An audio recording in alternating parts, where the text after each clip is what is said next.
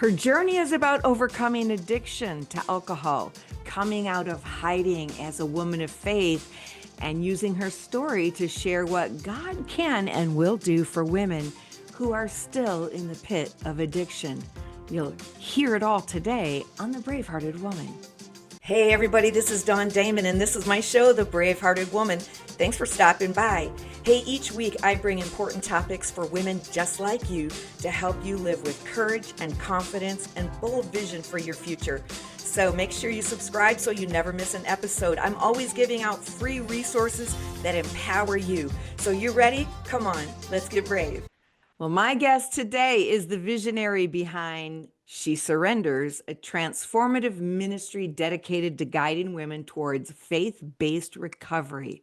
She's a speaker, a coach, an author, and the award-winning book, Sober Cycle, Pedaling Through Recovery One Day at a Time. And this year, she founded the establishment of the Selah House Recovery, a 30-day inpatient faith-based rehabilitation center for women in Western Michigan. Please welcome Sherry Hoppen. Hello, Hi. Sherry. Hi, Dawn. It's great to be here with you. Thanks for that great intro. Absolutely. We're so glad that you're with us because, Sherry, you battled addiction for a long time. And we want to jump into your story. What finally brought you to your knees and really surrender? You know, I always say that recovery is a process, but addiction is a process too. And what looks like the end, for me might not look like the end for someone else, but what brought me to my knees was basically the surrender of basically saying to God, I'm going to do it your way. Because I had tried so many times to quit drinking and my life was one big secret. And as a woman of faith, I carried that burden so heavily because I thought, shouldn't I have known better? Or God, where were you when I was going down? And all the things. I worked in ministry for Pete's sakes. My husband was an elder, but yet I'm drinking in my closet. And I fought just as hard to keep my secret as I did to get out of the addiction. And the two do not go together well. So when I finally did find myself flat on my face on my living room floor and just say, I surrender, God, take it. I did add, I'll do whatever you want. And that was something I had not said before. And I had surrendered, but with conditions.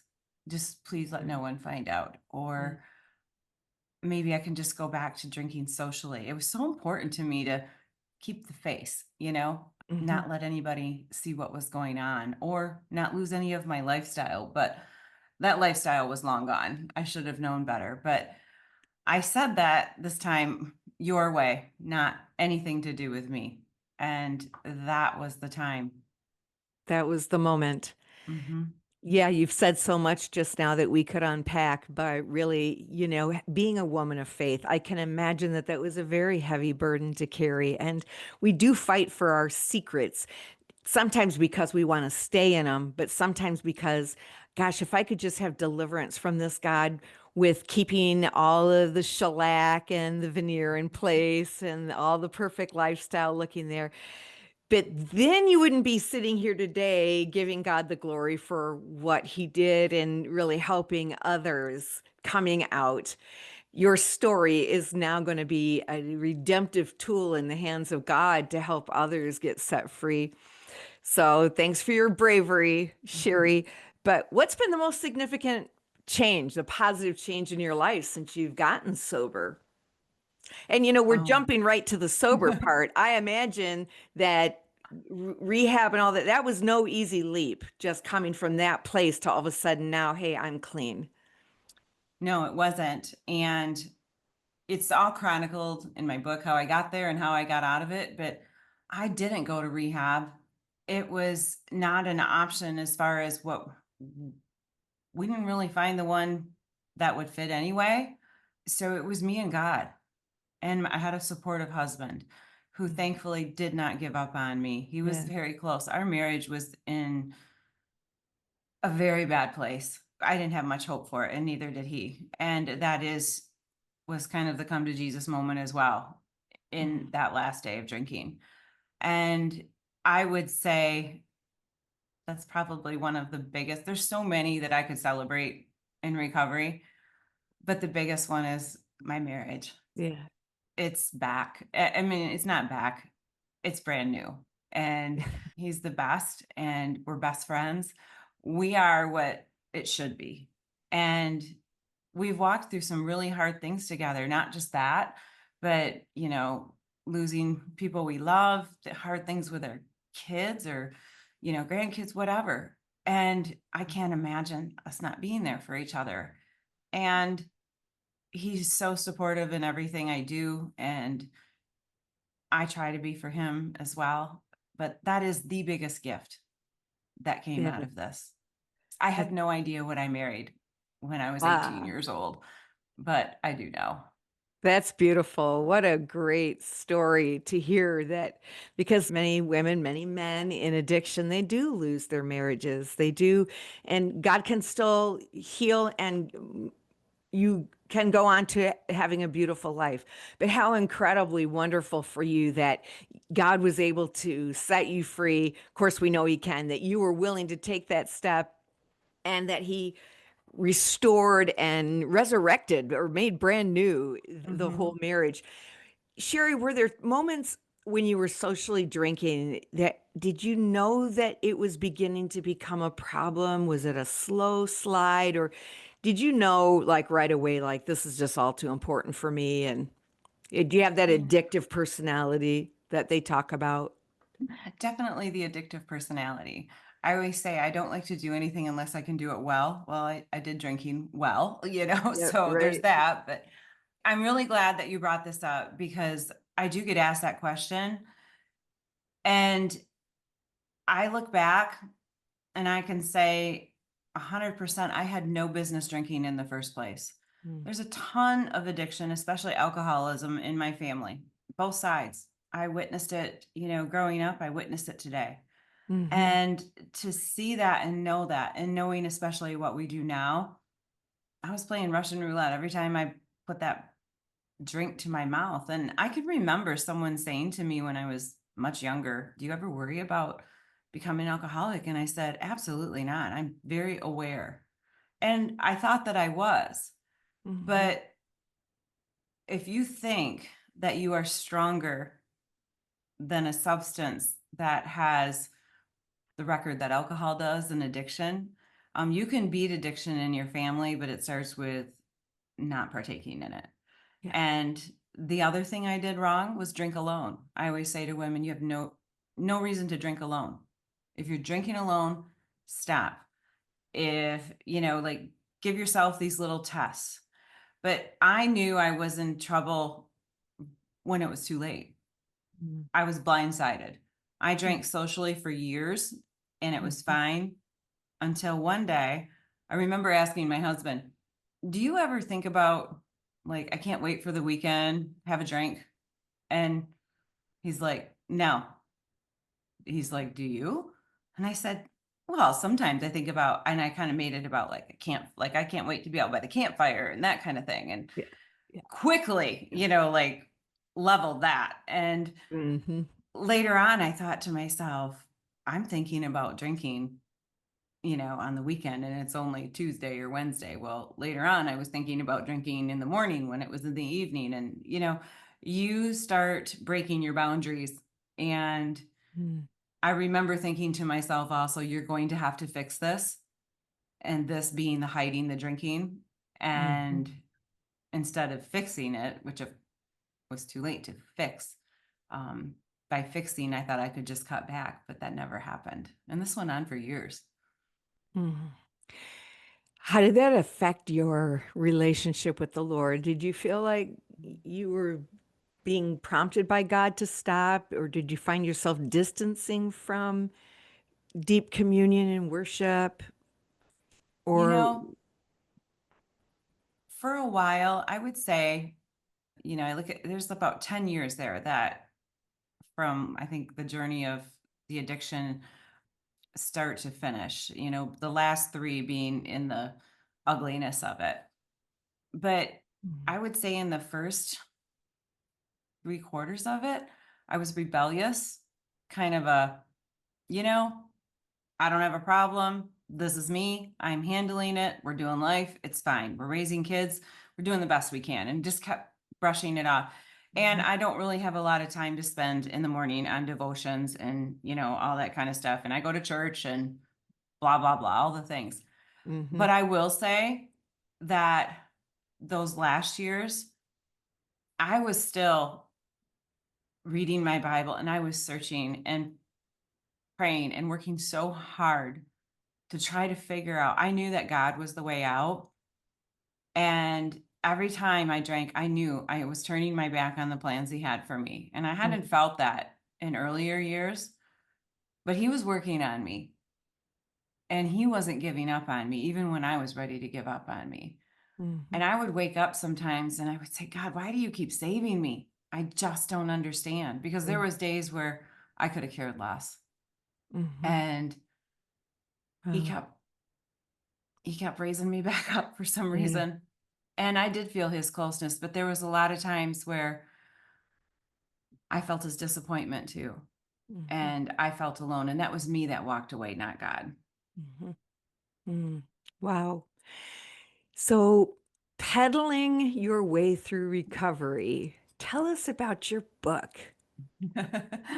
Well, I don't ever do things traditionally. So Okay. I said I worked for a ministry. I worked for nonprofit pro life pregnancy center here in West Michigan, and they had started a what I thought was nuts bike ride from uh, kind of across the U.S. each year. This was going to be the second year, and it was to raise money, and it was going to go from Michigan to Texas. And through a string of events, I was invited to join, and I should not have been invited to join. I was in no shape to do this. I was a overweight, non-athletic, in the throes of alcoholism, but living with a false face of, not wanting to do this.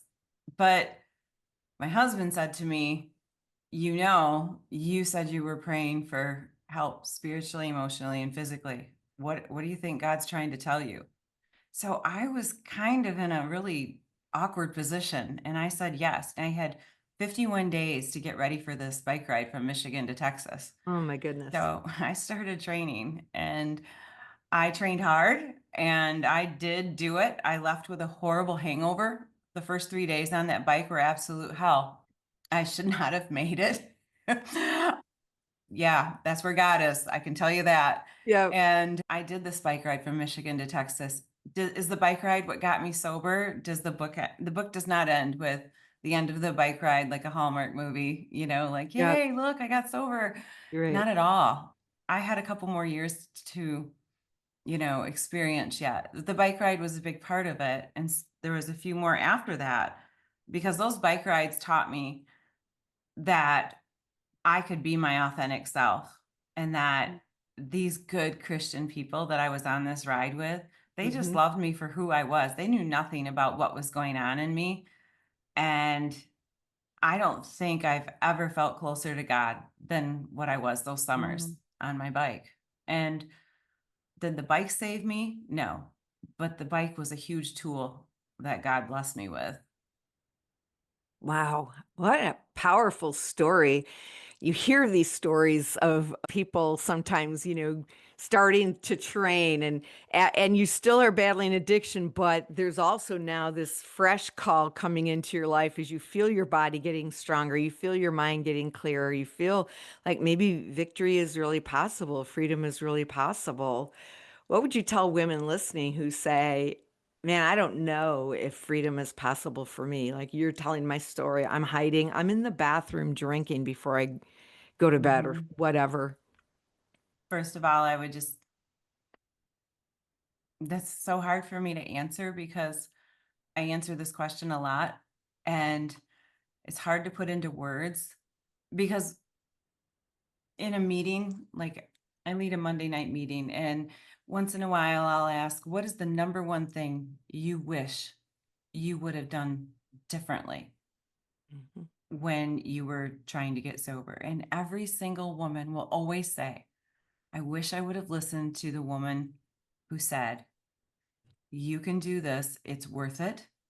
Mhm. You're not as bad as you think you are. And someone else is doing the exact same thing. And with God, all things are possible. I hear this all the time. And Mhm. I would hear that too. And I would think to myself, but you have no idea. You have no idea how bad my drinking is. You have no idea how much I've lied. You have no idea how much I have to hide. And I thought there was no one else like me, but there was, and there is. Yeah. And I would say, you are not alone. And I would say, get a hold of me, contact me, and I will talk to you, because there's a community of women out there. And my heart is for the faith-based woman, just Mhm. because I feel like that's who she wants to talk to. We fall Absolutely. harder. It's Mhm. the way it is. But that's what I would say. You're not as special as you think you are. Mhm. You're uniquely you, yes, but you can get out of this, Yeah. because honestly, once you surrender, truly, truly, truly surrender, your life is going to change in ways you never thought possible. Mhm. That's such great advice and great words. Is that why you started the Selah House for Recovery? Tell us about your ministry. Yeah, so that is definitely part of the reason. So rehab really wasn't an option. This is 13 years ago that or not 13, 12 years ago that I've been sober. And rehab, there wasn't many of them, especially, around here. But 5 years ago, we went through addiction with another member of our family, and we wanted faith-based recovery for her, and we couldn't find it. We Mm. could not find it. We would call and they would say, whatever she worships, we're going to encourage. And that was not enough for us. Mhm. And we also couldn't find that middle lane. There was a lot of openings at, the mission, which are awesome, wonderful resources, but that wasn't right for her. Or there's the $40,000 Yeah. option for 28 days. Where's the middle lane? Mhm. Where's the middle lane? And as I say to pastors often, when you look out in your congregation, where are you going to drop off that woman or that woman or that woman, your Mhm. daughter, your wife, your sister? And, the average American woman. And that's where Selah House came from. And it's a passion that started with my husband and I. We just would talk about it. Like, there needs to be something like that. And lo and behold, one day this house just kind of appeared, and I came Lo and home and behold. said, yeah, I said, I think I found it. And he's like, found what? And I said, I think I found our rehab place. And he knew it too right away. And 2 years later, we opened, and here we are. And Mm. it's been amazing. It's been one of the hardest things I've ever done, Mhm. but it's also been the most rewarding. And I absolutely love what I get to do every day Yeah. in so many ways. That's so incredible. I've said those same words as a church planter. I said it's the hardest thing I've ever done and the most rewarding thing I've ever done because it's transforming lives, changing lives. And Mhm. that's what you're doing. It's beautiful. So, your book is an award-winning book. You have 12 years sober. You've learned so much and you can relate to so many women. How can they get a hold of you if they say, yes, you are someone I need to speak to? Well, I have a website, shesurrenders.com. There's a Okay. contact button on there, and there's a couple different resources. There's a couple different groups you could join. Are those There's virtual or live? one of them is virtual, and one of them is like a forum, much like Facebook, but it's not Facebook. It's just through the website, very private. Okay. And so there's two options there. Plus, you can email me. And I'm also She Surrenders Sherry on Instagram, and She Surrenders on Facebook. Selah House Recovery is on Facebook and Instagram as well, and you can reach me any of those ways, I would love to Okay. hear from you. And of course, the book, it's on Amazon and all the major booksellers. And we will make sure that we have all of those links for you in the show notes, all of you wonderful, brave-hearted women listening, so that you can definitely find Sherry, or if you know of someone who needs this information. The book is called Sober Cycle, Pedaling Through Recovery One Day at a Time. Get your copy today. Sherry, thank you so much for being with us. We appreciate it. And for everyone Thank you. listening, yes, Dawn Damon, your Braveheart mentor, I'll leave you like I always do. It's time for you. Maybe I won't leave you like I always do. Is it time for you to be honest about you? Find your brave. Live your freedom.